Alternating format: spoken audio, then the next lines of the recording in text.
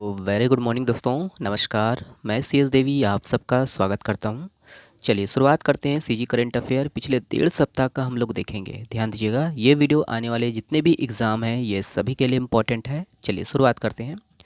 तो देखिए कि कन्हार नदी याद रखना है, ये चर्चा में रहा है। ठीक है, कन्हार नदी तो बलरामपुर ज़िले की दोस्तों सबसे बड़ी नदी है ये कन्हार नदी, जो कि अप्रैल के जो है पहले ही पखवाड़े में सूख गई थी। ओके, ऐड कीजिएगा। और वहीं दोस्तों दूसरी ओर जो है छोटी नदी सिंदूर, इसमें अभी भी पानी चल रहा है। ओके, ऐड कीजिएगा। ये याद रखिएगा दोस्तों कि ये कन्हार नदी किस ज़िले में है। ओके, ऐड कीजिएगा। और ये है दोस्तों कि कन्हार नदी ये छत्तीसगढ़ एवं झारखंड दोनों राज्यों के लिए वरदान थी। ठीक है, ऐड कीजिएगा। चलिए ये अगला देखेंगे। देखिए कि ये छत्तीसगढ़ के जो है पैरा एथलेटिक है ना, श्रीमंत झा ने दोस्तों उज्बेकिस्तान में आयोजित Asia para arm wrestling championship में गोल्ड मेडल जीता है ना, याद रखिएगा। है ना, नाम याद रखना है, श्रीमंत झा। ओके, चलिए अगला प्रश्न ये है। ओके, ये देख लीजिएगा। है ना, प्रश्न नहीं है ना, प्रश्न हम लोग आगे देखेंगे। तो पारद दोस्तों ये चर्चा में रहा है हाल ही में, इसको ऐड कीजिएगा, इंपॉर्टेंट है ये।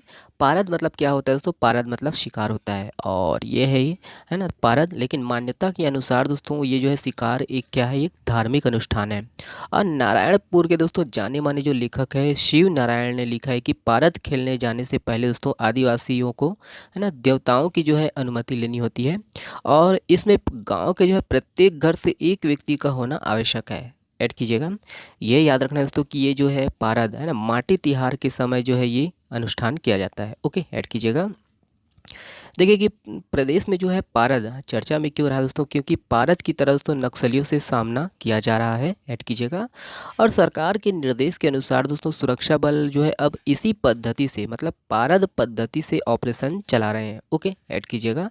ये याद रखना है, ये पारद पद्धति। ओके, कभी भी ऐसा पूछा जा सकता है दोस्तों एग्जाम में। ओके, चलिए नेक्स्ट देखेंगे। ये है, देखिए ये इसको याद रखिएगा दोस्तों कि जिला पंचायत बस्तर है ना, जिला पंचायत बस्तर ने दोस्तों प्लास्टिक रिसाइकलिंग कॉन्फ्रेंस एशिया 2024 में लोकल बॉडी चैंपियन श्रेणी का जो है पहला पुरस्कार जीता है। ओके, ऐड कीजिएगा। और वही है कि महत्वपूर्ण उपलब्धि पर बस्तर जिला पंचायत के जो है सीईओ प्रकाश कुमार सर्वे को दोस्तों इस अवार्ड से सम्मानित किया गया है। ठीक है, ऐड कीजिएगा। है ना, किस पंचायत, किस जिला पंचायत। ठीक है, ऐड कीजिएगा बस्तर। ओके, चलिए ये देख लीजिएगा कि छत्तीसगढ़ जैव विविधता बोर्ड का जो गठन है कब हुआ था? 16 फरवरी 2006 को किया गया था। ओके, ऐड कीजिएगा। है ना, चलिए ये वाला प्रश्न देखते हैं। ओके, प्रश्न नहीं है, माफ़ करिएगा, प्रश्न आगे देखेंगे। देखिए बिंता घाटी चर्चा में रहा है दोस्तों। तो बस्तर के अंतर्गत दोस्तों, बस्तर के अंतर्गत चित्रकूट है। चित्रकूट में दोस्तों इंद्रावती नदी जिस गहरी घाटी में गिरती है दोस्तों, वहीं से जो है ये बिंता घाटी प्रारंभ होती है। याद रखना है कि लोहांडीगुड़ा के पास स्थित ये जो है बिंता घाटी, यहाँ है ना, ये याद रखना है कि यहाँ पर याद रखिएगा इको फ्रेंडली टूरिज्म स्पॉट है। ओके, ऐड कीजिएगा। बिंता घाटी के दोस्तों चंदेला गांव में सैकड़ों साल पहले दोस्तों चंदुल राजा का जो है राज्य था। ऐड कीजिएगा। यहीं पर दोस्तों गढ़ डोंगरी की जो है एक गुफा में विराजित देवी को दोस्तों गांव वाले क्या कानी डोकरी और मार्डिन माता के नाम से पूजते हैं। ओके, ऐड कीजिएगा इसको। ओके, और भी है, ये इसको देख लीजिएगा।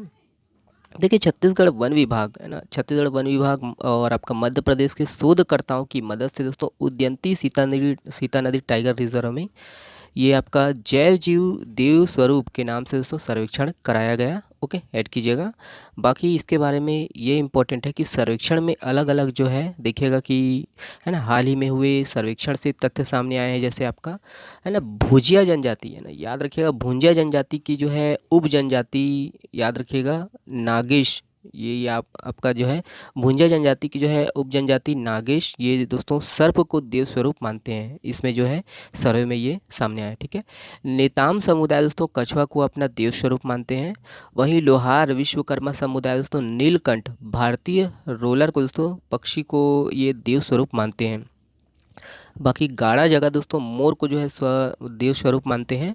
और वहीं कमर जो है पहाड़िया भालू को देव स्वरूप मानते हैं। ये सब ऐड कीजिएगा, कौन सा जनजाति या कौन सा उपजाति किस देव को अपना देव स्वरूप मानते हैं। ठीक है, सर्वे में ये आया है। ठीक है, ऐड कीजिएगा। और भुंजिया दोस्तों याद रखना है, भुंजिया जो है शोरी बाघ की जो है पूजा करते हैं। और गोंड ओटी याद रखना है, गौड़ ओटी दोस्तों गोही मॉनिटर लिजार्ड को देव स्वरूप मानते हैं। मेहर मतलब कश्यप दोस्तों, मेहर कश्यप जो है जंगली भैंसा और जंगली सुअर को देव स्वरूप मानते हैं। ठीक है, तो इतना पॉइंट है, इसको ऐड कीजिएगा। ओके, चलिए नेक्स्ट देखते हैं। ये है, देखिए ये हेल्पलाइन नंबर है जो कि DPRCG से है, ऐड कीजिएगा। तो याद रखना है कि राज्य में जो है बच्चों के लिए चाइल्ड हेल्पलाइन मतलब CHL नंबर 1098 है, और महिलाओं के लिए दोस्तों महिला हेल्पलाइन WHL नंबर कौन सा है, 181 संचालित है। ओके, ऐड कीजिएगा। और ये याद रखिएगा दोस्तों कि दोनों है ना उक्त जो है हेल्पलाइन को अधिक प्रभावी बनाने के लिए दोस्तों पुलिस विभाग द्वारा संचालित ERSS 112 के साथ दोस्तों इंटीग्रेशन किया जा रहा है। ओके, ऐड कीजिएगा। बाकी ये याद रखना है दोस्तों कि इसका जो है हेल्पलाइन नंबर, और वर्तमान में दोस्तों सभी 33 जिलों में चाइल्ड हेल्पलाइन नंबर का जो है संचालन इनके लिए दोस्तों हार्डवेयर लगाया जा रहा है। ओके, ऐड कीजिएगा। बाकी ये याद रखना है दोस्तों कि ये जो है हेल्पलाइन नंबर आपको याद रखिएगा, है ना। चलिए नेक्स्ट देखते हैं। देखिए छत्तीसगढ़ के जो है कांकेर जैसे नक्सल इलाकों में दोस्तों शांतिदूत और आदिवासी की जो है ज़िंदगी बदलने वाले बंसीलाल नेताम, याद रखिएगा दोस्तों कि बंसीलाल नेताम जी का जो है हाल ही में निधन हो गया है। और वही है कि वे जो दोस्तों माउंट एवरेस्ट की जो है 8,848 मीटर ऊंची शिखर के जो है फतह पर निकले थे, जहां तबीयत बिगड़ने से दोस्तों नेपाल के जो है काठमांडू में उनकी जो है निधन हो गया है। और बंसीलाल नेताम जी दोस्तों छत्तीसगढ़ पुलिस विभाग में जो है कांस्टेबल के पद पर पदस्थ थे। ओके, ऐड कीजिएगा। और माउंट एवरेस्ट के अभियान के लिए दोस्तों वे 70 दिनों की जो है परमिशन लेकर विभाग से गए हुए थे। ओके, ऐड कीजिएगा। याद रखिएगा दोस्तों कि उत्तराखंड स्थित दोस्तों काला नाग पर्वत जो है फतह करने वाले बंसीलाल नेताम जी छत्तीसगढ़ के पहले व्यक्ति बने थे जिन्होंने 11 दिन तक -15 डिग्री तापमान में दोस्तों 6000 मीटर की जो है ना मीटर की से अधिक की जो है ऊंचाई ये है ना चढ़ाई जो है पूरी की थी। याद रखना है ना, 15 डिग्री याद रखना है, -15 डिग्री तापमान में 6000 मीटर से अधिक की जो है ऊंचाई पूरी ये की थी। ठीक है, चढ़ाई पूरी की थी, है ना। याद रखना पहले व्यक्ति बने थे। ओके, पहले पर्वतारोही। और यह है कि बंसीलाल कांकेर दोस्तों ग्रामीण, याद रखना बंसीलाल नेताम जी जो है कांकेर के जो है ग्रामीण बच्चों को पर्वतारोहण की जो है मुफ्त जो है ट्रेनिंग, फ्री में ट्रेनिंग देते थे। ठीक है, ऐड कीजिएगा, है ना, बंसीलाल नेताम जी का नाम। ओके, चलिए नेक्स्ट ये है। देखिए छत्तीसगढ़ के जो है अबूझमाड़ से दोस्तों सीधे इंग्लैंड, मतलब ये याद रखना अभिषेक कुंजाम जी, याद रखिएगा कि यही है कि नारायणपुर जिले के जो है अबूझमाड़ के अभिषेक कुंजाम का जो है चयन ईस्ट बंगाल का जो है क्लब ईस्ट बंगाल, याद रखना है ईस्ट बंगाल क्लब की जो है टीम में हुआ है। और वह जुलाई महीने में दोस्तों इंग्लैंड में होने वाली जो है ये फुटबॉल, याद रखना है लीग फुटबॉल में जो है भारत का प्रतिनिधित्व करने जा रहा है। और बस्तर के नारायणपुर जिले के दोस्तों रामकृष्ण मिशन फुटबॉल अकादमी के जो है खिलाड़ी हैं अभिषेक कुंजाम जी, और ये मूलतः दोस्तों कांकेर जिला के रहने वाले हैं। ओके, ऐड कीजिएगा। चलिए नेक्स्ट देखते हैं। ये बाकी इसको भी देख लीजिएगा, ये है ना, और भी जो है पहले भी ये खेल चुके हैं। ठीक है, अभिषेक कुंजाम जी। नेक्स्ट ये है, देखिए ये वाला, देखिए राज्य सरकार के दोस्तों वाणिज्यिक कर विभाग ने, याद रखना है ई वे बिल पर, याद रखिएगा ई वे बिल पर जो है दी जाने वाली छूट को समाप्त कर दिया है। और अब जो है क्या है 50,000 या इससे अधिक के जो है सामान को एक ज़िले से दूसरे ज़िले में दोस्तों ले जाने पर क्या है उन्हें ई वे बिल जनरेट करना पड़ेगा। ओके, ऐड कीजिएगा। और इसमें टैक्स चोरी के मामले को दोस्तों काबू किया जाएगा। और 2018 में क्या हुआ था कि कांग्रेस सरकार ने दोस्तों राज्य के अंडर, है ना, याद रखना 50,000 से कम के जो है सामानों की ट्रेंडिंग पर जो है क्या है ई वे बिल पर जो है छूट दे दी गई थी। ओके, ऐड कीजिएगा। बाकी यही है कि दोस्तों छत्तीसगढ़ के जो है सभी जिलों में जो है ई वे बिल लागू होने से प्रदेश के जो है 1.74 लाख डीलरों को जो है वाणिज्यिक कर जो है विभाग में यह आपका ई वे बिल जरूरी होगा। ध्यान दीजिएगा दोस्तों कि राज्य में व्यवसायियों के लिए अब तक जो है 50,000 रुपये से अधिक के गुड्स पर परिवहन करने पर क्या है अब उन्हें ई वे बिल जनरेट करना आवश्यक होगा। ओके, बाकी यही है कि देश भर में दोस्तों ई वे बिल का जो प्रावधान लागू हुए कितने साल हो गए हैं, 6 साल हो गए हैं। ठीक है, ऐड कीजिएगा ये सब। चलिए नेक्स्ट ये है, देखिए जांजगीर चांपा जिले के जो है बमनीडी, ये बहुत चर्चा में रहा है दोस्तों, याद रखना है लखुरी तालाब को। ओके, तो जांजगीर चांपा जिले के दोस्तों बमनीडी ब्लॉक के जो है ग्राम लखुरी के जो है पचरिया तालाब में दोस्तों मनरेगा में खुदाई के दौरान प्राचीन मूर्तियां मिले हैं। और इन जो है प्राचीन मूर्तियों को दोस्तों ग्राम के जो है महाकालेश्वरी मंदिर में सुरक्षित रखा गया है। और जांजगीर चांपा जिले के दोस्तों कई ग्राम में तालाब खुदाई के दौरान दोस्तों कई प्राचीन मूर्तियां भी मिल चुकी है। ठीक है, याद रखना है ये जितने भी नाम है, बाकी आपको ये पचरिया तालाब का नाम याद रखिएगा। ओके, चलिए ये देख लीजिएगा यहाँ पिक दिया हुआ है। ओके, नेक्स्ट देखते हैं। देखिए ये इम्पोर्टेंट है, बहुत इम्पोर्टेंट है, बिरहोर जनजाति। ठीक है, तो बिरहोर जनजाति का दोस्तों एक ऐसा समूह जिसने वर्तमान में स्थायी जीवन पद्धति को अपना लिया है दोस्तों, उन्हें क्या बोलते हैं, जांगी बिरहोर कहा जाता है। और इसके सदस्य दोस्तों अपने निवास के आसपास स्थायी रूप से खेती करने लगे हैं। और उथलू बिरहोर को ही क्या बोलते हैं, आपका जांगी बिरहोर कहते हैं, है ना। वीडियो पसंद आता है तो वीडियो को शेयर कर दीजिएगा दोस्तों, है ना। चलिए नेक्स्ट देखते हैं। और ये देख लीजिएगा चंडी माता। ठीक है, तो ये भी चर्चा में रहा दोस्तों। बलरामपुर जिले के जो है अमरडंडा गांव के जो है प्राचीन चंडी माता धाम में दोस्तों खुदाई के दौरान प्राचीन मूर्तियों के जो है अवशेष मिले हैं। और यहाँ खुदाई के दौरान हनुमान जी का जो है गदा, शिवलिंग व कई प्राचीन जो है मूर्तियों के अवशेष मिले हैं। बाकी यही है कि ये 12वीं से 14वीं शताब्दी के समय का है। ठीक है, ऐड कीजिएगा किस जिले में है ना। चलिए बाकी प्रश्न देखते हैं जो कि चर्चा में रहा है। देखिए राष्ट्रीय म्यूथाई, है ना, मैं प्रश्न छोड़ देता हूँ क्योंकि टाइम वेस्ट होगा। ठीक है, चलिए इसका एक्सप्लेनेशन देखते हैं डायरेक्ट। याद रखिए दोस्तों कि राष्ट्रीय म्यूथाई चैंपियनशिप में दोस्तों छत्तीसगढ़ के खिलाड़ियों को दोस्तों शानदार प्रदर्शन कर, है ना, शानदार प्रदर्शन के कारण खेल मंत्री श्री टंकराम वर्मा जी ने सम्मानित किया है। बाकी इसको ये याद रखना है कि इस प्रतियोगिता में, है ना, याद रखना है ये जो प्रतियोगिता है कहाँ हुआ था, तो ये असम के जो है Lakshmibai national stadium of physical education के जो है स्टेडियम तेपेसिया गुवाहाटी में ये हुआ था। ओके, ये जो है चैंपियनशिप। बाकी इस चैंपियनशिप में दोस्तों छत्तीसगढ़ के जो है 4 खिलाड़ियों ने स्वर्ण पदक और 3 खिलाड़ियों ने ये कांस्य पदक जीता है। ठीक है, ऐड कीजिएगा। चलिए देखिए ये वाला प्रश्न का जो है एक्सप्लेनेशन इंपॉर्टेंट है, ये वाला प्रश्न। ठीक है, आदर्श संहिता वाला है ना, आचार संहिता वाला। तो ऐड कीजिएगा दोस्तों कि लोकसभा चुनाव के लिए जो लागू जो आदर्श आचार संहिता ये 6 मई को समाप्त हो गया है। ओके, ऐड कीजिएगा। बाकी ये याद रखना है कि 16 मार्च है ना, 16 मार्च से दोस्तों 16 मार्च 3 बजे से ये आदर्श आचार संहिता लागू थी। ऐड कीजिएगा। लोकसभा चुनाव दोस्तों पूरे देश में जो है 7 चरणों में ये संपन्न हुआ और 1 जून को दोस्तों अंतिम चरण का जो है चुनाव होने के कारण ना 4 जून, है ना, 1 जून को दोस्तों अंतिम चरण का जो है चुनाव था और 4 जून को दोस्तों मतगणना हुई। ठीक है, बाकी यह है कि 82 दिनों से जो है लागू आचार संहिता 6 जून को दोस्तों समाप्त हो गई। ओके, नेक्स्ट देखते हैं। देखिए है ना, आईपीएल के तर्ज पर दोस्तों छत्तीसगढ़ में भी जो है ना सीसीपीएल करवाया गया। तो देखते हैं इसके बारे में हम लोग। तो ये याद रखना दोस्तों कि ओके, देखिए यही है कि छत्तीसगढ़ स्टेट क्रिकेट संघ द्वारा दोस्तों क्या है आईपीएल की तर्ज पर छत्तीसगढ़ क्रिकेट प्रीमियर लीग का जो है आयोजन कहाँ कहाँ किया जा रहा है। तो याद रखना है शहीद वीर नारायण सिंह इंटरनेशनल स्टेडियम रायपुर में ये किया जा रहा है। और इसमें 6 टीम हैं, याद रखिएगा। और बिलासपुर में दोस्तों याद रखना है बिलासपुर बुल्स के जो है ना, याद रखना है इस टीम के जो है कप्तान कौन है, तो शशांक सिंह है। और शशांक सिंह दोस्तों जिन्होंने किंग्स 11 पंजाब की ओर से दोस्तों ये वर्तमान में 2024 के जो है आईपीएल में ये इन्होंने सर्वश्रेष्ठ प्रदर्शन किया है, शशांक सिंह। ओके, बाकी रायपुर राइनोस टीम के जो है कप्तान कौन है, अमरदीप खरे है, जिन्होंने दोस्तों अंडर 19 भारतीय क्रिकेट टीम का जो है प्रतिनिधित्व किया है। और वर्तमान में वे क्या है, रणजी ट्रॉफी चैंप, है ना, छत्तीसगढ़ के जो है कप्तान है। ठीक है, ऐड कीजिएगा। और भी है, याद रखिएगा कि तीसरी टीम जो है रायगढ़, है ना, रायगढ़ लायंस है और जिसके कप्तान कौन है दोस्तों, शुभम अग्रवाल है और इन्होंने भी क्या है आईपीएल खेला है। चौथी टीम दोस्तों राजनांदगांव पैंथर है जिसके कप्तान कौन है, अजय मंडल है, याद रखना है, जो अभी वर्तमान में चेन्नई सुपर किंग्स के भी सदस्य हैं। ठीक है, बाकी पाँचवीं टीम दोस्तों सरगुजा टाइगर है जिसके कप्तान कौन है, आशुतोष सिंह है। और छठवीं टीम दोस्तों बस्तर बाइसन है जिसके कप्तान कौन है, याद रखिएगा, है ना,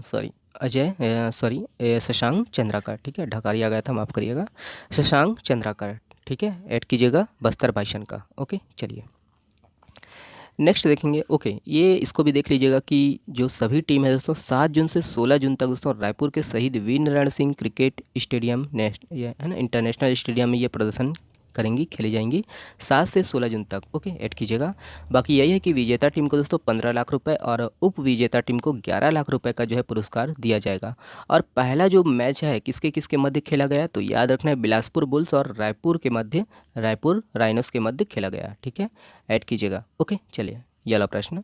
ओके, बाकी इसको भी देख लीजिएगा, ये प्रश्न छोड़ दे रहा हूँ, डायरेक्ट एक्सप्लेनेशन को देखते हैं।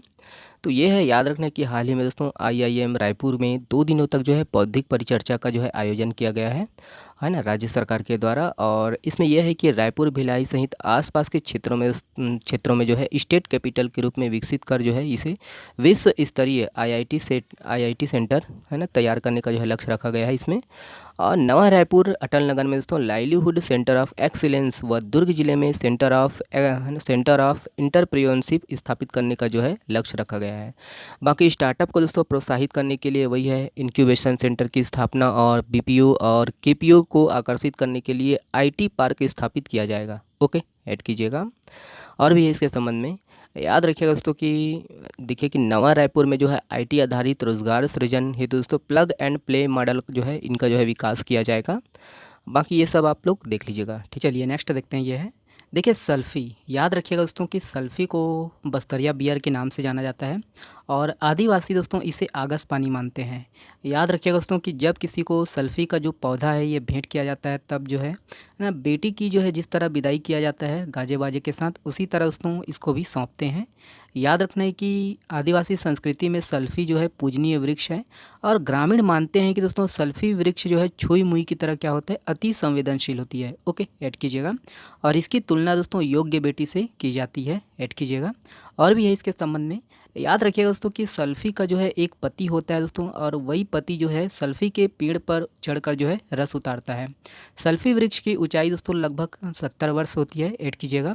और 15 से 20 वर्ष बाद दोस्तों ये रस देना शुरू करते हैं, ऐड कीजिएगा। बाकी यही है कि प्रथम रस दोहन के पूर्व दोस्तों ग्रामीण जो है 9 कन्याओं को जो है भोज कराते हैं, ऐड कीजिएगा। ये इंपॉर्टेंट है, इसको ध्यान दीजिएगा कि बस्तर में दोस्तों 2 प्रकार के जो है सल्फ़ी वृक्ष पाए जाते हैं, ऐड कीजिएगा। पहला दोस्तों मोटा सल्फ़ी और दूसरा जो है पतला सल्फ़ी, ठीक है। मोटा तना वाला सल्फ़ी और दूसरा जो है पतला तना वाला सल्फ़ी। ऐड कीजिएगा दोस्तों कि मोटे सल्फ़ी को ग्रामीण जो है भैंसा सल्फ़ी कहते हैं और पतले तने को दोस्तों ग्रामीण जो है माकड़ी सल्फ़ी कहते हैं, ठीक है। तो इतना पॉइंट है दोस्तों, इसको ऐड कीजिएगा। ओके, और हाँ, वीडियो थोड़ा सा भी अच्छा लगता है तो अपने दोस्तों तक शेयर कर दीजिएगा। चलिए नेक्स्ट देखते हैं। ये है, देखिए ये इंपॉर्टेंट है। हाल ही में दोस्तों लोकसभा का जो है चुनाव हुआ है और छत्तीसगढ़ से दोस्तों कौन कौन जो है किस लोकसभा क्षेत्र से सांसद बने हैं इसको देखेंगे।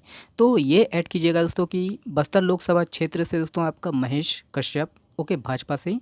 और बिलासपुर लोकसभा क्षेत्र से दोस्तों तोखन साहू, याद रखना है इसे, है ना, जो मोदी कैबिनेट मंत्री, ठीक है, मोदी गवर्नमेंट में दोस्तों याद रखना है इस बार के मोदी गवर्नमेंट में जो है तोखन साहू को राज्य कैबिनेट मंत्री में दर्जा मिला है। ओके, ऐड कीजिएगा। बाकी ये ऐड कीजिएगा दोस्तों कि दुर्ग लोकसभा क्षेत्र से विजय बघेल भाजपा से है। जांजगीर चांपा लोकसभा क्षेत्र से दोस्तों कमलेश जांगड़े जो कि महिला है, याद रखना, भाजपा से है। और कांकेर लोकसभा क्षेत्र से भोजराज नाग, ये भी भाजपा से है। कोरबा लोकसभा क्षेत्र से दोस्तों ज्योत्साना चरणदास महंत, महिला, कांग्रेस से, ठीक है।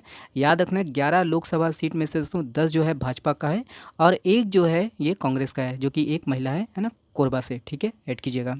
महासमुंद लोकसभा क्षेत्र से दोस्तों रूप कुमारी चौधरी जो कि भाजपा से है, ऐड कीजिएगा। और भी दोस्तों याद रखना कि रायगढ़ लोकसभा क्षेत्र से राधेश्याम राठिया भाजपा से है। रायपुर लोकसभा क्षेत्र से बृजमोहन अग्रवाल और राजनांदगांव लोकसभा क्षेत्र से संतोष पांडे, ओके, ऐड कीजिएगा।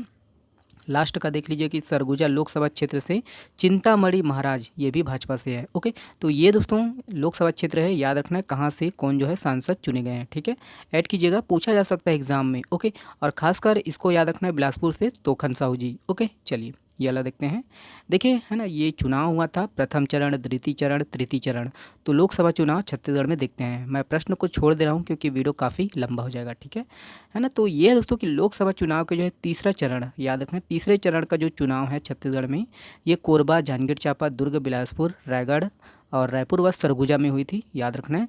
7 मई को दोस्तों वोट डाले गए थे, थर्ड चरण, ठीक है। तीसरे चरण का जो चुनाव है 7 मई को वोट डाले गए थे। ओके, बाकी ये है कि 7 सीट को मिलाकर दोस्तों याद रखना 66.94% वोटरों ने अपने मताधिकार का प्रयोग किया था। ओके, बाकी ये इसको देख लीजिएगा, संसदीय क्षेत्रानुसार है, ठीक है, ऐड कीजिएगा। तीसरे चरण कब हुआ था और कौन कौन से जो है लोकसभा क्षेत्र में, ये याद रखिएगा, है ना। चलिए नेक्स्ट देखते हैं, ये है कि दूसरे चरण, ठीक है, दूसरे चरण को भी देख लीजिएगा। देखिए सभी को ऐड कीजिएगा, है ना, ऐड कर लीजिएगा, आगामी एग्जाम में ये पूछा जा सकता है। ओके, और हम लोग लोग का जो दूसरा चैनल है उसमें तो डेली आता है ना। तो ये है, ये जितने भी हैं सभी रिवीजन है, ध्यान दीजिएगा, है ना। तो लोकसभा चुनाव के जो है दूसरे चरण में दोस्तों छत्तीसगढ़ के जो है 3 लोकसभा क्षेत्र, जिसमें आपका राजनांदगांव और महासमुंद व कांकेर में दोस्तों 26 अप्रैल को जो है वोट डाले गए। और इन तीनों सीट को मिलाकर दोस्तों लगभग जो है 52.84 लाख वोटरों ने अपने मताधिकार का प्रयोग किया गया है। और यही है कि इन तीनों सीट के लिए दोस्तों हुए मतदान में जो है कुल 72.13% मतदान हुआ। ठीक है, ऐड कीजिएगा कि ये है ना दूसरे चरण का जो है मतदान कब हुआ था, 26 अप्रैल, और कौन कौन से जो है लोकसभा सीट। ठीक है, ऐड कीजिएगा, है ना। चलिए नेक्स्ट देखेंगे, बाकी ये प्रतिशत है, देख लीजिएगा आप लोग, है ना। तो नेक्स्ट देखते हैं, ये है अगला। तो देखिए 19 अप्रैल को बाकी ये प्रथम चरण का चुनाव है, देखते हैं इसके संबंध में। तो ये है, याद रखिएगा कि 19 अप्रैल को दोस्तों लोकसभा चुनाव के जो है पहले चरण में आपका जो है बस्तर लोकसभा क्षेत्र में जो है 68.29% मतदाताओं ने दोस्तों वोट डाले गए हैं। प्रथम चरण का जो है चुनाव कब हुआ था, तो आपका है ना 19 अप्रैल को, और छत्तीसगढ़ में बस्तर लोकसभा क्षेत्र के लिए। ठीक है, याद रखिएगा, है ना। तो एक ओके, चलिए नेक्स्ट देखते हैं, ये इसको पढ़ लीजिएगा आप लोग, है ना, ये वाला देखेंगे। तो बाकी इसको भी देख लीजिएगा। ये आपका ये लोकसभा निर्वाचन ये उतना ज़रूरी नहीं है, ठीक है, वैसे भी ये चले जाएंगे। तो अगला देखेंगे, देखिए ये इम्पोर्टेंट है, राज्य में जो है कुल कितने दिव्यांग मतदाता है, तो ध्यान दीजिएगा, है ना। देखते हैं इसके बारे में हम लोग डिटेल से। तो ये याद रखिएगा दोस्तों कि प्रदेश में जो है इस बार 1,91,638 जो है दिव्यांग मतदाता थे, ऐड कीजिएगा, अभी भी हैं। और राज्य में दोस्तों मुख्य जो है निर्वाचन पदाधिकारी कौन है, तो रीना बाबा साहेब कंगाले, ओके, ऐड कीजिएगा। बाकी याद रखना है कि कुल मतदान केंद्र कितने बनाए गए थे, तो 24,229 मतदान केंद्र बनाए गए थे। और मूल मतदान केंद्रों की संख्या दोस्तों 24,109 थी। और वहीं सहायक मतदान केंद्र की संख्या 120, संगवारी मतदान केंद्र की संख्या 900, आदर्श मतदान केंद्र की संख्या 450, और दिव्यांग द्वारा संचालित जो केंद्र है ये 90। ठीक है, युवाओं द्वारा जो है संचालित केंद्र 90, ओके, ऐड कीजिएगा ये भी। बाकी इसको भी देखेंगे कि 18 से 19 वर्ष के जो मतदाता है ना, इनकी जो है जनसंख्या कितनी है, तो 5,77,184, और 20 से 29 वर्ष के जो है मतदाता कितने, तो 47,11,890, और 85 वर्ष से अधिक उम्र के जो मतदाता है दोस्तों 82,476 है। और 100 वर्ष की उम्र के मतदाताओं की संख्या दोस्तों 2,855, ओके, ऐड कीजिएगा। तृतीय लिंगी मतदाता याद रखना है 732 है दोस्तों, याद रखना है। प्रवासी भारतीय मतदाता कितने हैं छत्तीसगढ़ में, तो 17 है। ठीक है, उसी प्रकार दोस्तों जनसंख्या को भी देख लेते हैं हम लोग। याद रखना है दोस्तों कि कुल मतदाताओं की संख्या 2,05,13,252 है। और वहीं इसमें दोस्तों पुरुष मतदाताओं की संख्या 1,01,80,405। बाकी महिला मतदाताओं की संख्या दोस्तों 1,03,32,115 है। इसमें महिला मतदाताओं की संख्या दोस्तों पुरुष के मुकाबले अधिक है। ठीक है, ऐड कीजिएगा। सेवा मतदाताओं की संख्या दोस्तों 19,905 है। और दिव्यांग मतदाता दोस्तों 1,91,638 पूर्व में देखे हैं। और वहीं याद रखना है कि जनसंख्या अनुपात, मतदाता जनसंख्या अनुपात 66.70%। लिंग अनुपात की बात करें तो 1,015, ओके। तो ये सब पॉइंट है, इसको ऐड कीजिएगा, ओके। चलिए ये देखते हैं, ठीक है, चलिए इसके बारे में देखते हैं, आरक्षण वाला है ये। बाकी ये सब तो हम लोग देख ले हैं। लास्ट वाला पॉइंट हम लोग देखते हैं कि प्रदेश में दोस्तों याद रखिएगा, प्रदेश में जो है लोकसभा की 11 सीटें हैं। और इसमें से दोस्तों सामान्य वर्ग के लिए 6 सीट, ओके, सामान्य वर्ग के लिए, जनरल के लिए कितना, 6 सीट, और एसटी के लिए दोस्तों 4 सीट, और एससी के लिए 1 सीट दोस्तों आरक्षित है छत्तीसगढ़ में। ठीक है, तो ये लोकसभा सीट का है, याद रखना है ना। तो वर्ग वाइज है, याद रखिएगा। ठीक है, चलिए ओके, चलिए बहुत बहुत धन्यवाद दोस्तों, और ये हो गया है। और आशा करता हूँ कि वीडियो आपको अच्छा लगा हो, और वीडियो अच्छा लगता है तो सब्सक्राइब कर दीजिएगा। इससे क्या होता है कि है ना प्रेरणा मिलता है, वही प्रेरणा ही मिलता है। और आगे वीडियो बनाएं कि नहीं बनाएं, ठीक है, डेली तो इसमें नहीं आएगा, हफ्ते में आ जाएगा। बहुत बहुत धन्यवाद, शुक्रिया, स्वस्थ रहिए, मस्त रहिए, और हाँ दोस्तों अच्छे से पढ़ते रहिए, शुक्रिया।